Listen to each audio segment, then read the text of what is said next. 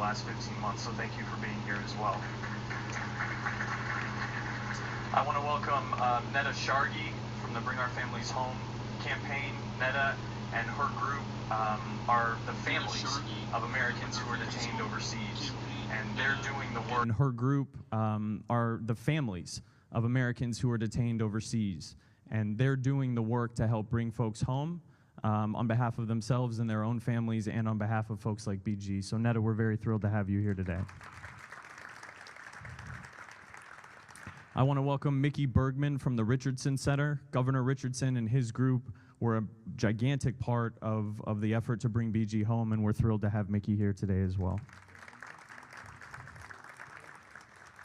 I want to welcome Antoinette Cawley. Antoinette is a mural artist. You all are going to see a mural that we unveil after this, which is not only dedicated to celebrating BG, but to introducing you to some faces you may not know of Americans who are held hostage overseas, whose stories we're going to spend this year telling. So thank you for being here, Antoinette. And lastly, I don't think she's seated, but we want to welcome Sherelle Griner. Sherelle has been a member of our family. Sherelle's been a member of our family for a long time. Sherelle's been a member of our family for a long time, and I think I speak for all of us when I say that the strength that she showed throughout this entire process, not only day to day, but also in these the moments where it was incumbent on her to tell BG's story and to talk about BG and to bring awareness to her situation. She showed an incredible amount of strength, so welcome, Sherelle.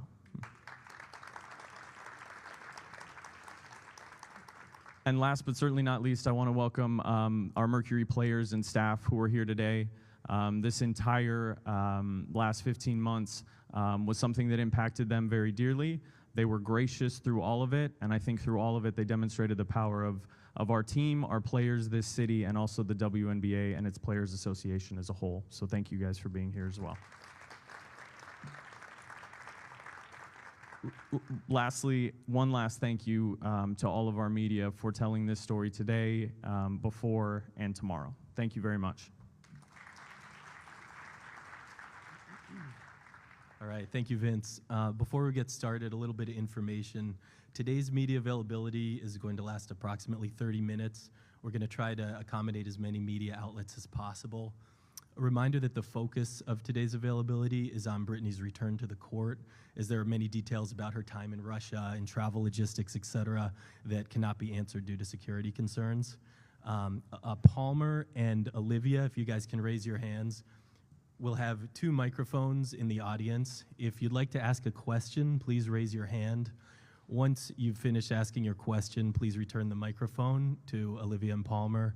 And we also ask that you identify yourself with name and affiliation before you ask your question. So thanks everyone again. We really appreciate you guys being here today. And with that, we'd like to welcome Brittney Griner to the stage. Brittney.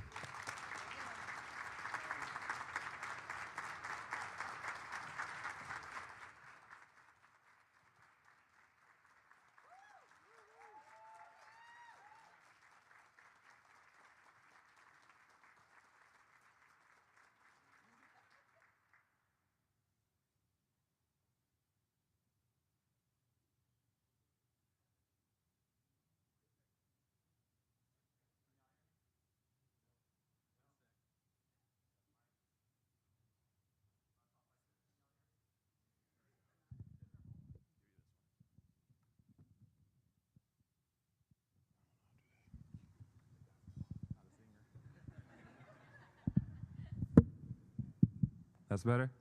There we go. Ooh, a little different than basketball press conference. A lot of media in here today. I guess I'm gonna start with y'all today, right now. First off, I just thank y'all for covering me and all the exposure that you gave me, my family, to get me home. I really appreciate it. That coverage was much needed. I would like to encourage all of you to be at our first game as well, and the whole entire season, covering not only the Phoenix Mercury with the best fans in the league, but the whole entire league as well. You know, from start to finish, I expect to see this same coverage, because we have a great product, and you'll see it this summer. Start off with the Mercury. Thank you so much, everybody with the Phoenix Mercury organization, all the hard work, long hours, everything that y'all did for me, my wife, my family, getting me back home, being there, supporting me, letting me know that I wasn't alone. It means everything to me, to everybody, Vince, Bryce, Jim, Coach, everybody, the players. It goes all the way down to the people that keep this building running. It's a family with the Mercury. I would also like to Bring Our Families Home. Netta, thank you so much for being here and representing everybody here. It means the world to have you here right now, and everything that you did also, and that you're doing. You're so strong. I just want to say thank you so much. Of course, President Biden, Vice President Harris, Governor Richardson. The list goes on to everybody that was a part of this. The WNBA, WNBPA, Wasserman, my agent who's here as well. A lot of long hours. You, of course, my wife. Come on now. I couldn't have did it without her. A round of applause for my wife, honestly. She had the hardest job, honestly. Thank you so much, babe, for being there for me. Oh yeah. You the one. We could just get into it. Love to start taking some questions, so we just keep it moving along like it's post-game. Hello. Hi. Welcome home. So good to see you. You too. What resilience has been required for you to be sitting up here today? How have you found the resilience personally to be here with us? I'm no stranger to hard times, so. See, you cried and you made me cry. Just digging deep, honestly. You're going to be faced with adversities throughout your life. This was a pretty big one, but I just kind of relied on my hard work, getting through it. I know this sounds so small, but, dying in practice, and just hard workouts. You find a way to just grind it out. Just put your head down and just keep going. Just keep moving forward. You can never stand still, and that was my thing. Just never be still. Never get too focused on the now, and just looking forward to what's to come.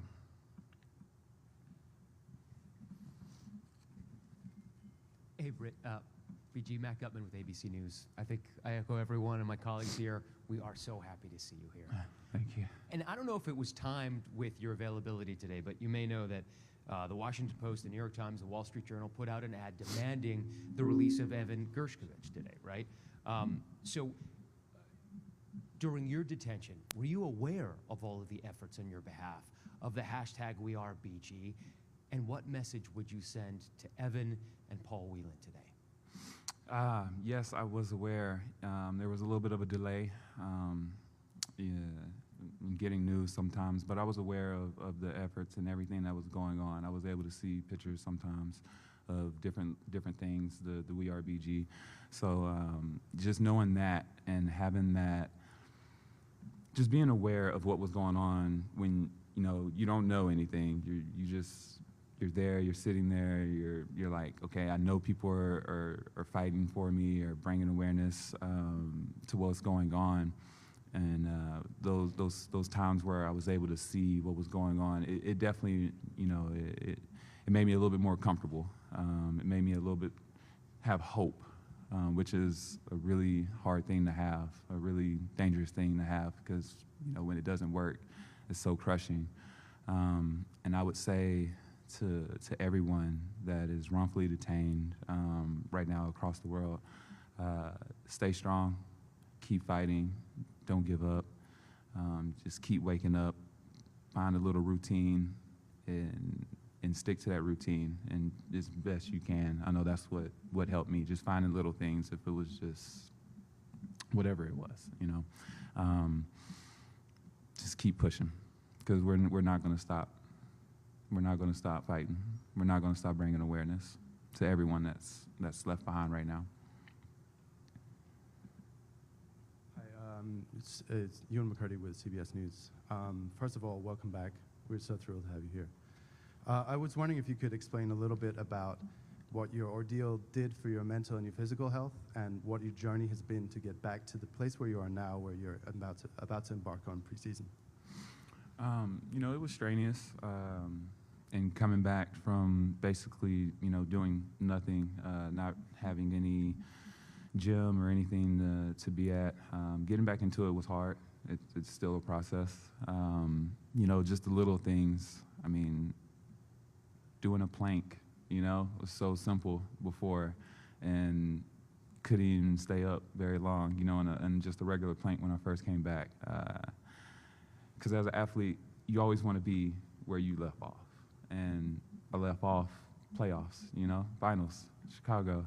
And I wanted to be that player when I started back. And just everybody telling me to give myself grace, and it's going to take time. But that's the hardest thing to do to a pro athlete, because we always want to be right back at our tip-top shape.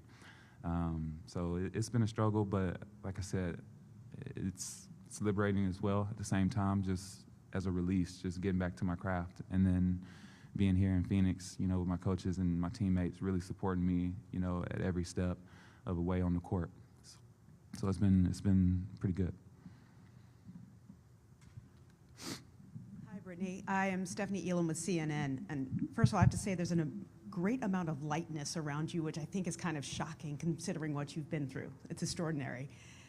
I'm curious if the desire to play overseas in the off-season is a need or a want, and if that is something that needs to be addressed, and if it is a need, what do you think needs to be addressed about it? Well, I can say for me, I'm never going overseas to play again unless I'm representing my country at the Olympics. You know, if I make that team, that would be the only time I would leave the U.S. soil, and that's just to represent the USA. I'll say this, you know, the whole reason a lot of us go over, you know, is the pay gap. You know, a lot of us go over there to make an income to support our families, to support ourselves. So I don't knock any player that wants to go overseas and, you know, make a little bit extra money. I'm hoping that our league continues to grow, and with as many people in here right now covering this, I hope you continue, like I said, to cover our league, bring exposure to us. I hope a lot of these companies start to invest in our craft, because as you'll see this season, if you haven't watched before, we have a really good craft in ourselves in the WNBA. And it's a shame that we have to leave our families for holidays. I mean, you're missing everything being away, but at the same time, as much as I would love to, you know, pay my light bill for the love of the game, I can't, you know. So I think that's probably one of the biggest reasons people are still going overseas, and that's why I was there, you know. So hopefully that changes, though. BG, Lena Washington, 12 News. Welcome back. So good to see you. We've seen you out around town at the MLK Day March, the WM Phoenix Open, recently a Suns game. What did that feel like for you, and how did just walking around town change from maybe 2 years ago? Walking around town is a little bit different, a little bit different now, but it felt good just being back, just being on U.S. soil, especially being back here in the Valley. Made this my home, and it was really warming.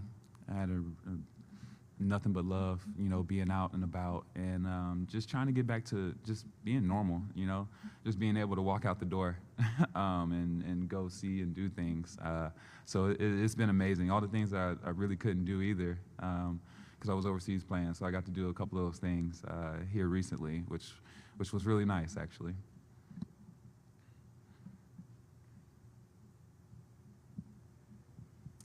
Hi, Brittney. Nick Soletti from ABC 15 here in Phoenix, and I just want to welcome you back to the Valley. I think I speak for everyone who is just thrilled to see you back here where you belong. You mentioned something I found very interesting just a few moments ago. You had said that hope is a dangerous thing to have. I was wondering if you could dive deeper into that for us and also explain throughout this whole process if you ever had a moment where you lost hope, and how did you get that hope back? I'll say this. When I did lose my hope, looking at photos of my family, that brought my hope back. Just being able to see their faces, that did it for me. You know, in a moment where you kind of want to give up, you look at the photos and it kind of brings you back. You know what you're waiting on. You're waiting to be back with your family, with your loved ones, and in a safe place. So I'll go that far and say that. But the rest, you have to wait a little bit later, catch the rest of that.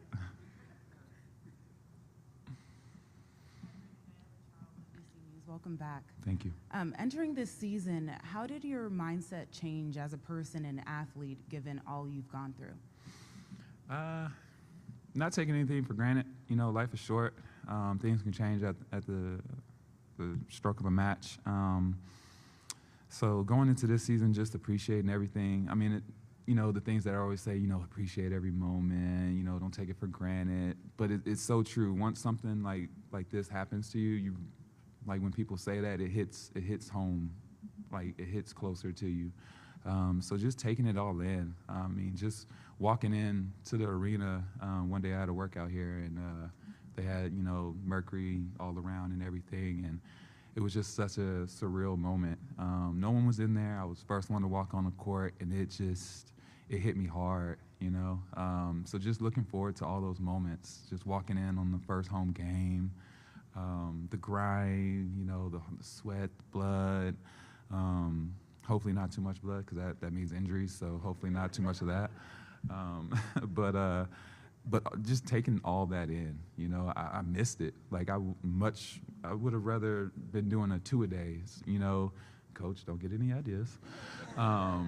But I would have rather been in a 2-a-day dying, and than to be where I was. So just looking forward to being back to that.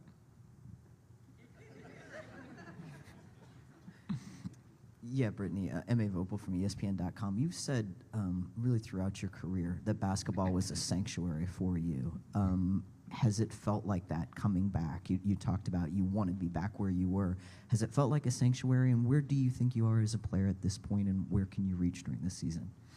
Well, I mean, I always believe in my ability. If we had a game tomorrow, I mean, we're gonna go get that dub. But being realistic.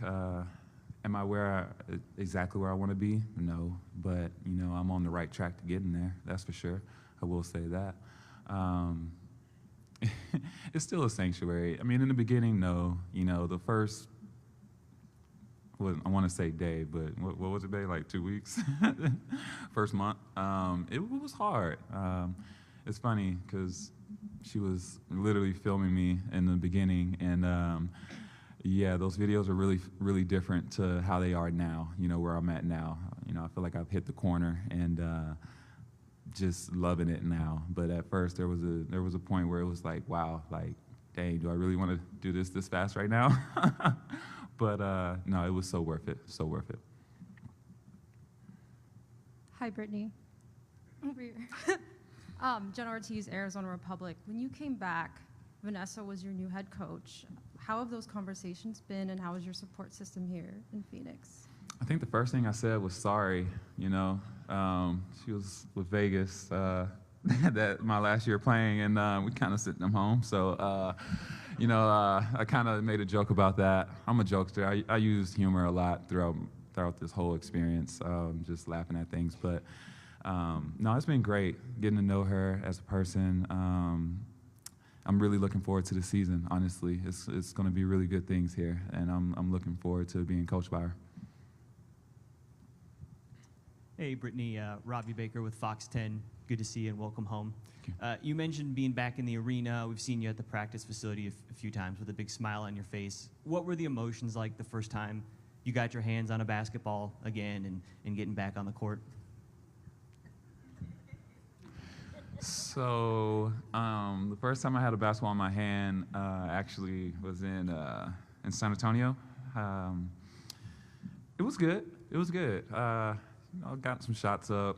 I mean, I was in some chucks. So I was in some low-top chucks, I was outside, and, like I thought I was like 16 again. I mean, my ankles did not like it, but it was good. I threw it down just to see, I was like, let me just see if I can still throw this thing down. And I did. You have to ask. That's a good question for my wife. Ask her how it felt getting dunked on. Oops. Did I say that? Did I say that out loud? Hi, Brittney. This is Alexis with AZ Family. Welcome home. So at this point, you've become the face of Americans detained overseas. What's that feel like? How are you feeling? And how do you continue to raise awareness throughout the season and really, throughout your career? Well, I'm really fortunate to have this platform that I have, and every chance that I get, if it's wearing a shirt, saying their names, any interview that I have, and you'll see a theme throughout the season with that. That's just bringing awareness to everybody that doesn't have the platform and the followers and the exposure to everyone like this right now. That is a way that I'm trying to help out in any way that I can. We're partnering with Bring Our Families Home and Phoenix Mercury, and we're going to be doing a lot of good things throughout this season. I know we're doing we're writing letters to the families. Fans can come and write, which I will suggest everyone doing, please, because you don't understand how good it felt to get a letter from your family, from just random people that I've never even met. It just lets you know that you're not forgotten, and it's so easy to feel forgotten, to feel like no one's thinking of you. And then when you get a letter from people that you know and people that you don't even know, it just does something to you. It just gives you like a spark of life, to keep holding on, keep fighting, not to give in. So these are things that we're gonna do throughout this season.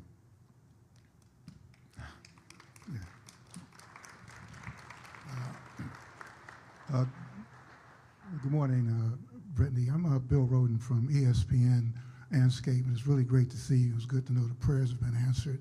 The question, you've always represented so much throughout your entire career about access and being able to do stuff. And I hate to put one more thing on your plate, but there are a number of states who are aggressively moving to prevent transgender athletes playing. And I was wondering, again, I hate to put one more thing on your plate, but in terms of on your radar, where is that? You're going to have a tremendous platform, but where is that going to be on your radar in terms of advocating for athletes, all athletes, transgender athletes, to be able to play? Oh, I mean that ranks high on the list of things that I'll be fighting for and speaking up against. Everyone deserves the right to play. Everyone deserves the right to come here, sit in these seats, and feel safe and not feel like there's a threat or they can't be who they are or like it's just all eyes on them. So I think it's a crime, honestly, to separate someone for any reason. So I definitely will be speaking up against that legislation and those laws that are trying to be passed, for sure. Hey, Brittney, Chris Rim, New York Times. Two questions for you. Have you spoken with Evan, the reporter from the Wall Street Journal, or his family at all? And secondly, when you returned, did you feel any worry or guilt or any type of burden because you came home earlier than some others who were detained longer than you? Mm-hmm. If I could have went and got them out or any of that, I mean, of course I would have. I think everybody, President Biden, if he could just go over there right now and just grab everybody that's been left behind, I think he definitely would. I mean, of course.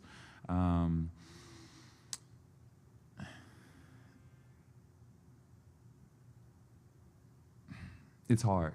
It's hard. I come from military family. My dad, Vietnam, 68, 69 Marine. So, I have that mindset, no man left behind. No man, no woman, no one left behind. So, it hurts. It hurts because no one should be in those conditions. Like, hands down, no one should be in any of the conditions that I went through or they're going through. So, I hope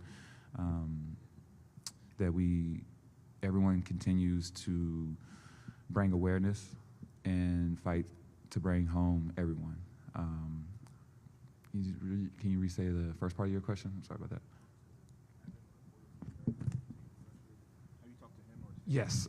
So I haven't spoke directly, but I do know that my team, Wasserman and my agent, they have been in touch with the family a lot and helping out with just, sharing knowledge, which is a big thing. Everybody speaking, talking, sharing what they know. It goes a long way because, you're in foreign territory, you're in unknown waters, so there's a lot, that we might know that they didn't know. So there's been a lot of communication between both teams. Brittney, Jeff Metcalf right here. Hey. Welcome home. A couple things. One, Diana is still playing. What's it like being back and having another season or two with Diana ahead? And then also going back to the bubble. When you left, you got a lot of mental health. You've spoken about your mental health help that you got after that. How important was that in dealing with what you had to deal with in Russia? That helped a lot. I've always promoted, talking to a counselor, seeking therapy, any tool that'll help you, get to a good centered place. And I'm still doing that as of right now. That'll never change. I think it's good to have someone to talk to, so much goes on in this world. We see so much, we're exposed to so much on social media that, it's just a lot. And it's nice to have someone to talk to. Playing with Dee, who wouldn't want to play with a walking fossil? No, I'm playing. Oh, she's gonna kill me. She's gonna kill me. No, I'm just so glad. I was really worried, honestly. Legit, I was worried. I thought she was gonna retire on me or something while I was gone, or I would miss it, and that honestly was killing me. Knowing that was a possibility. So I'm really thankful that she's still here. She hates it, but she's a mentor. I look up to her. How could you not when you have the GOAT right next to you? So I'm really thankful to have her another year here in Phoenix. I'm looking forward to getting out there on the court. Hey, BG. Sabrina Merchant, The Athletic. You kind of alluded to this already, but after the year that you had, how are you so certain that you wanted to play in the WNBA this year, and how are you certain that you'd be able to play so quickly after you came back? Oh, man. I've said it before. I believe in me. I believe in what I can do. I know that I can, if I put my mind to it, I can achieve any goal. And I'm not trying to sound big-headed, but I just really, I bet on me, and I have all the resources here to help me get to that point where I can play. And it was no question to be back in the WNBA, back in Phoenix, and playing. We have time for 2 more questions.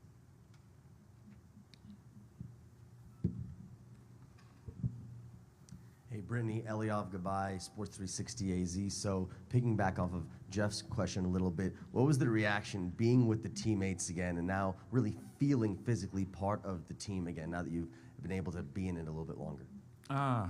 Just seeing everybody, just being back. On my ride back from San Antonio here, actually, I was lucky that Dee was able to come, so she was the first player that I got to see. Vince was there, and it was just really good, just seeing them. It was like a relief. It was once, I've said it before, it's hard to really realize it's happening. It's like I'm really here. this is really my teammates here.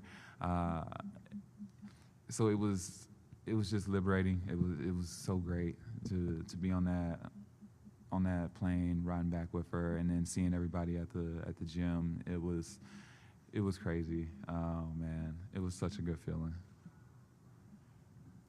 Hi, Brittney. I'm Sydney from USA Today. What did it feel like first when you were gone, but also when you came home, to have not only the WNBA community rally around you, but also the LGBTQ community fight for you and support you? I mean, like I said, just seeing everybody backing me and supporting me, supporting my family. You know, I heard about the standing ovation my wife got when she came to a game. You know, like just little things like that. All-star, you know, with the league. Just knowing that everyone was going above and beyond, people that I'd never even met, you know, going to bat for me and supporting me. It really shows how much you've kind of impacted, or you've, you know, touched so many different people in a different way. So I was just abundant of joy, honestly, I will say. Thank you so much, Brittney. Thank you, everybody.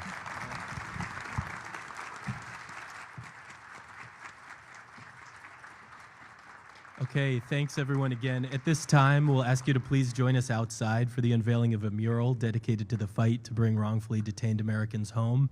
We're going to allow about 5 minutes for the press to assemble. Full information on this partnership between Brittney, the Mercury, and the Bring Our Families Home campaign can be found in your inbox and also on the one sheet you received on the way in. Following the unveiling, please join us back inside for a light breakfast reception. And again, we appreciate all your attendance. Thank you.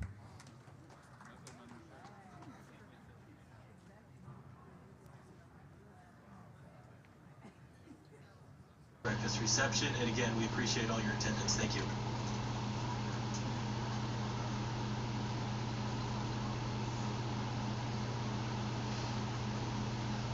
Breakfast reception, and again, we appreciate all your attendance. Thank you.